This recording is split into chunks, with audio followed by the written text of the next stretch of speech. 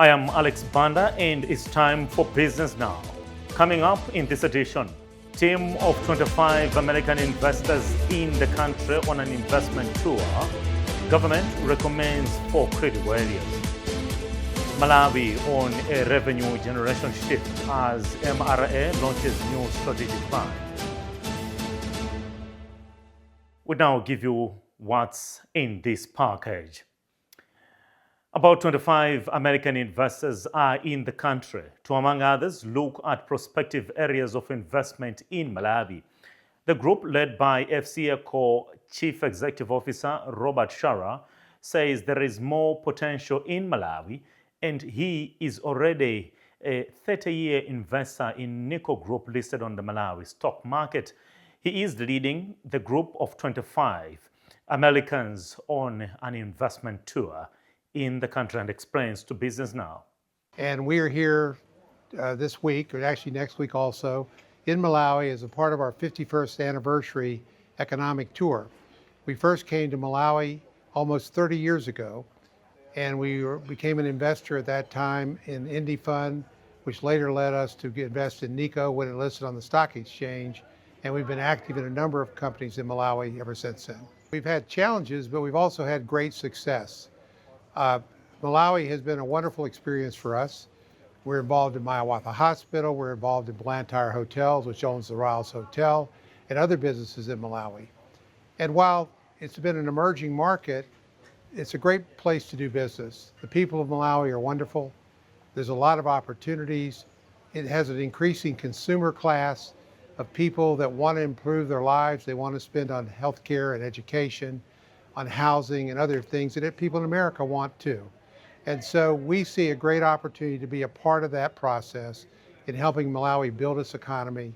And we're here for the long term. 30 years is a long time to be in a country. Well, Minister of Trade Simon Itai took time to pitch tourism, special economic zones and agriculture industrialization opportunities in Malawi for possible investment. There are a few areas that we are looking into, and as you are aware, we are looking at agro-processing, but included in agro-processing is also agriculture productivity. We want to improve our productivity in the agriculture area, and having looked at that productivity, then we are saying, let's go into agro-processing.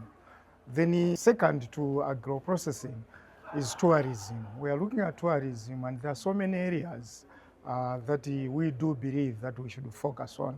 And in the presentation there, I particularly picked 4 areas, which include Amangochi, then there is Salima, Likoma, and Mulanje. We are looking at Mulanje, particularly for a cable car. We do believe that that's one area that we should be looking at. And also we are looking at mining. You know, the Minister of Mining has been talking about the minerals that we have. So we did discuss briefly about mining. Manufacturing is another area, and this is where we think industrialization will come into.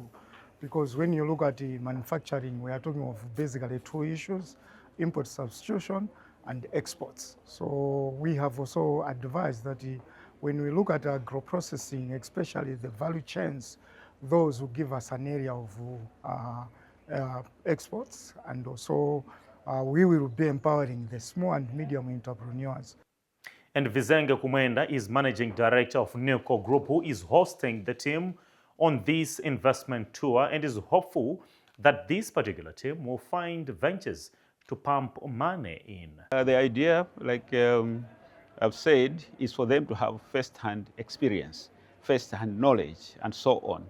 And it is in that context that we approached government through Ministry of Industrialization, Business, Trade and Tourism to come and meet these investors and explain to them why Malawi is a good investment destination. What is it that government is doing, to create a conducive environment to attract investors like them. The Malawi Revenue Authority, MRA, has launched a new strategic plan for the 2026 to 2030. MRA Board Chairperson McFase Kawawa says the new corporate strategic plan will position MRA as a benchmark for modern revenue administration. Kawawa said the tax collector is eyeing governments and growing government's revenue, fight tax evasion and create more opportunities for young people, while at the same time making sure that ordinary Malawians and those that are underprivileged are not punished with these new taxes. The key highlights of the new strategy are built within what we call our core values. We want to be a more ethical organization.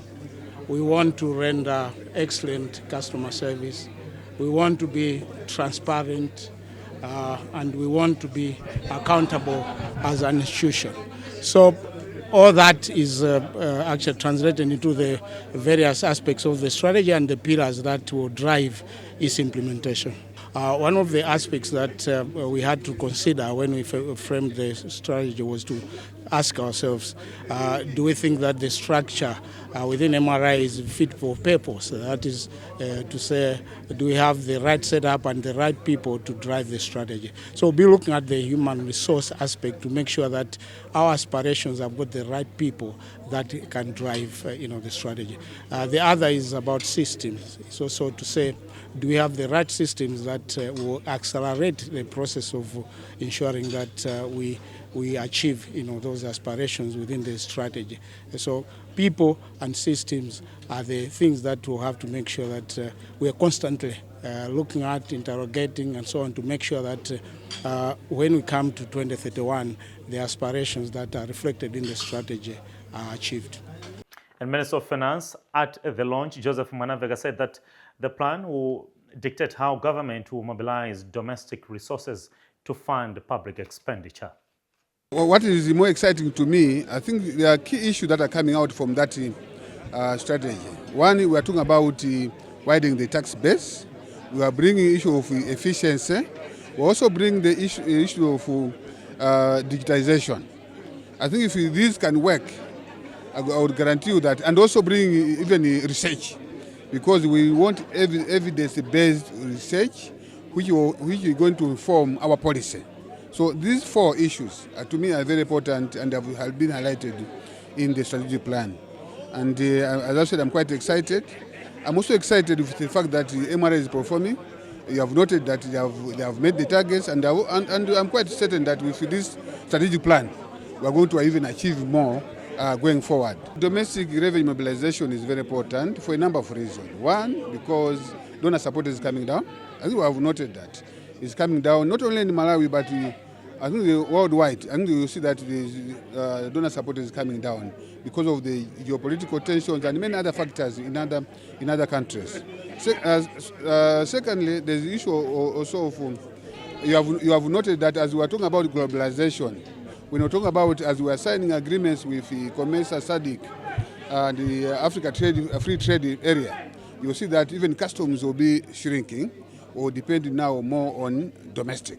So domestic is very important for us, and also to bring some independence to Malawi, because you cannot continue begging all the time from other taxpayers outside Malawi to support our development agenda. So it is very important. Domestic is the way to go, and we have seen that even in terms of revenue mobilization, we have received more resources or more revenue from domestic, and that's the way it should be. And the donor community also was involved at the launch, and we get a reaction from them. I didn't hear Bobo. To be able to combat the multiple challenges which Malawi faces, but also to be able to address the need to expand public service provision to all Malawians, regardless of where they live, regardless of their economic background. Malawi has to have sufficient resources, and at the heart of that is domestic resource mobilization, and of course at the heart of that is the Malawi Revenue Authority. So we really welcome this strategic plan. I know it was informed by a very broad consultation with many stakeholders, including citizens, the private sector, and Malawi Revenue Authority officials across the organisation itself. So we very much welcome this strategic plan. I think the strategic plan was marked by the principle of dialogue, and we hope very much that in the implementation of this plan, dialogue and communication will continue. That's important because at the end of the day, trust and confidence in taxation and trust and confidence between the citizen and the state requires that citizens understand why they're being taxed, understand what that tax is contributing to.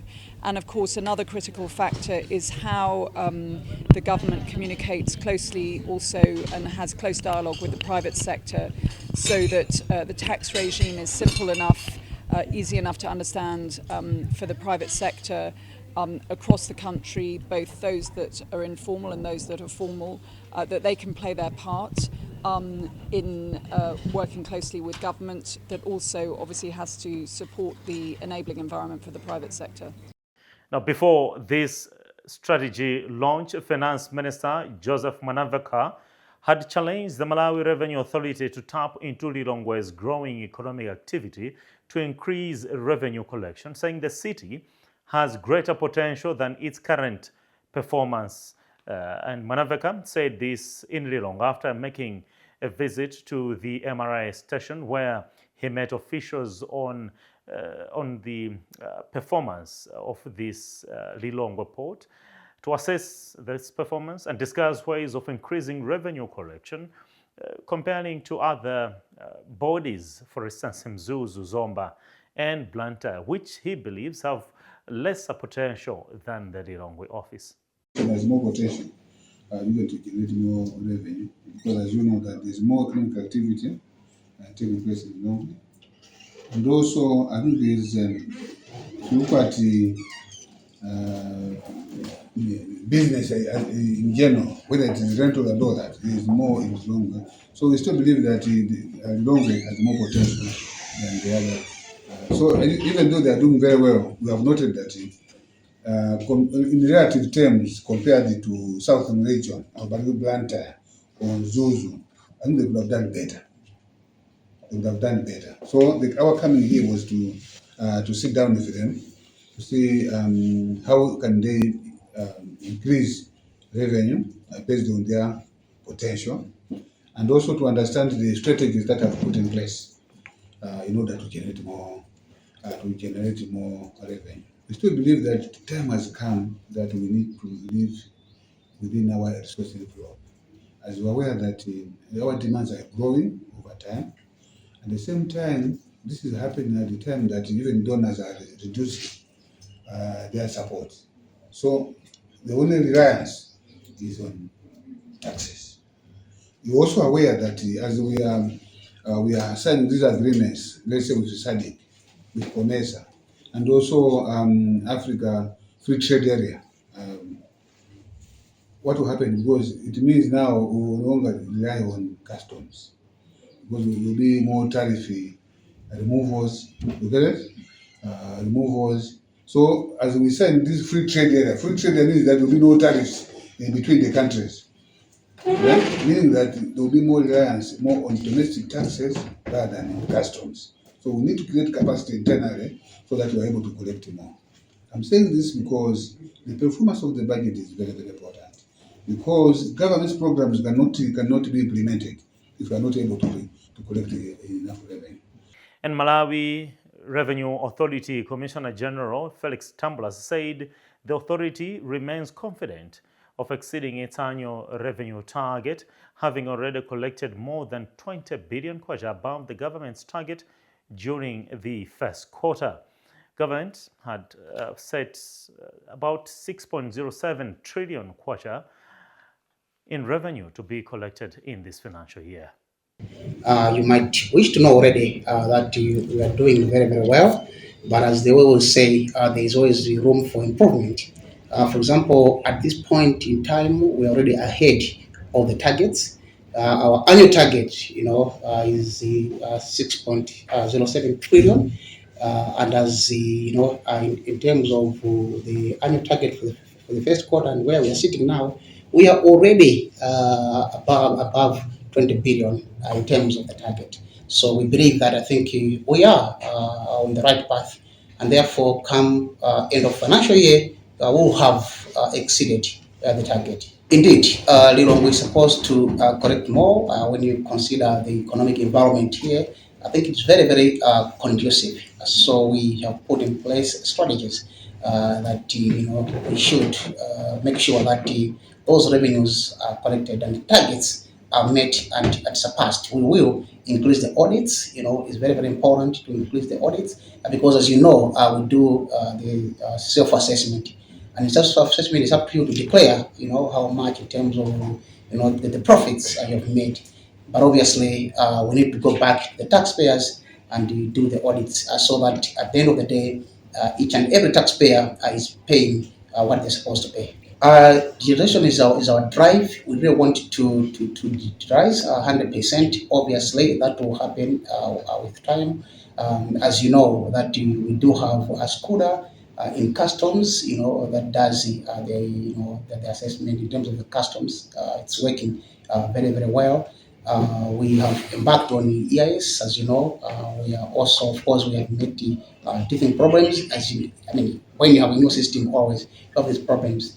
But what we're doing now is that our officers, technical officers, are going to the taxpayers, making sure that they help them in terms of onboarding the EIS. So in terms of direction, I think we are on track. To something different, the National Bank of Malawi, a public listed company, has moved in to partner the government to invest in the mining sector, which, despite its vast potential, it continues to contribute dismally in the country's GDP at only 1%. The bank recently hosted a mining stakeholders meeting with this very aim.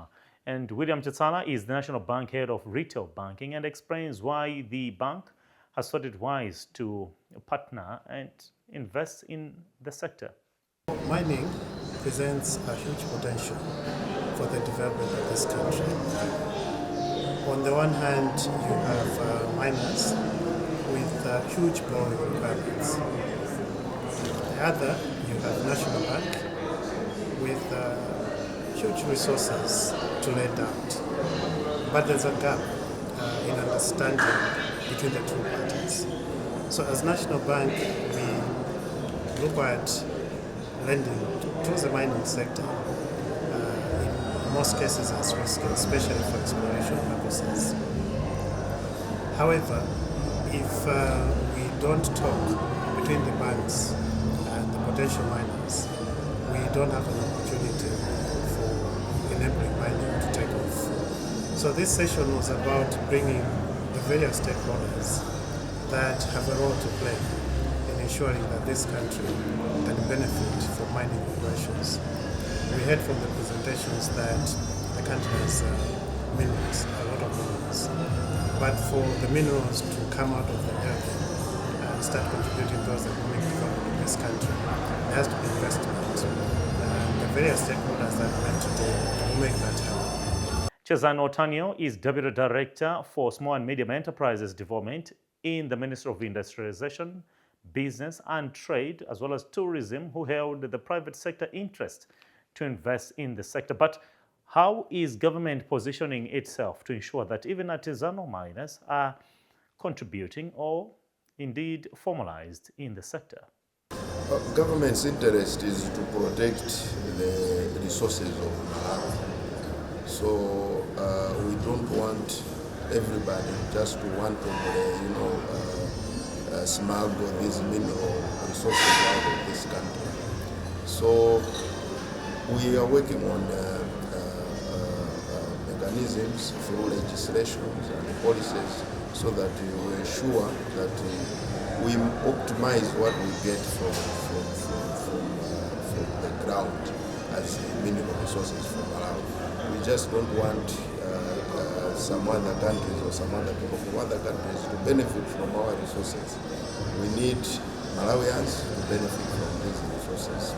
Gren Malunga is a mining expert. He is spelling out bottlenecks affecting the growth of the mining sector in Malawi. The rate at which we develop our mines will be very slow. That's why we are still at 1%. Look at the progress we have made in the past 4 or 5 years. When we were about to open the mines, then you have other orders coming in, policy directions. Now all those companies, instead of applying for a mining license, they are waiting for direction as to when they can apply for a mining license.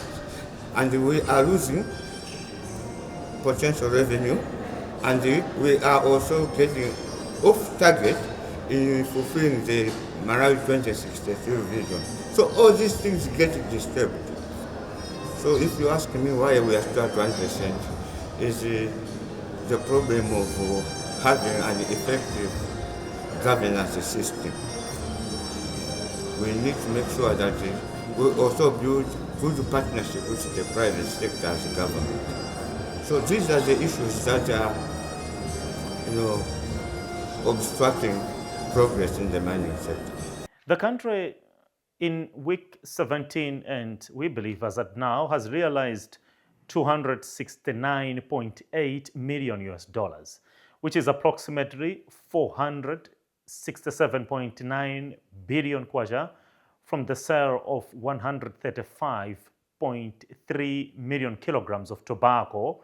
That is in week 17 of the 2026 marketing season. Well, this is demonstrating that revenue has dropped by almost double the revenue raked in by week 17 of last year. Tobacco Commission spokesperson Teleforas Jigwenembe says during the corresponding period in 2025, the country had earned $464.8 million from the sale of 182 million kilograms of the green gold. Chigwenembe said the average price for the leaf this year sat at $2, while last year it hovered around an average of $2.55. We hear from Chigwenembe. We are talking of 135 million kilograms of tobacco that has been sold, and this tobacco is valued at around $269 million. And this tobacco has been sold at an average price of $2 per kilogram. And when you look at this against last year's sales, we see that we have gone down. The volumes, the average price, and the revenue have gone down by a significant percentage. The market has been in progress for 17 weeks now. At this point, the closing dates have not yet been set, but in the next few weeks we'll be announcing when we'll be closing this year's marketing season.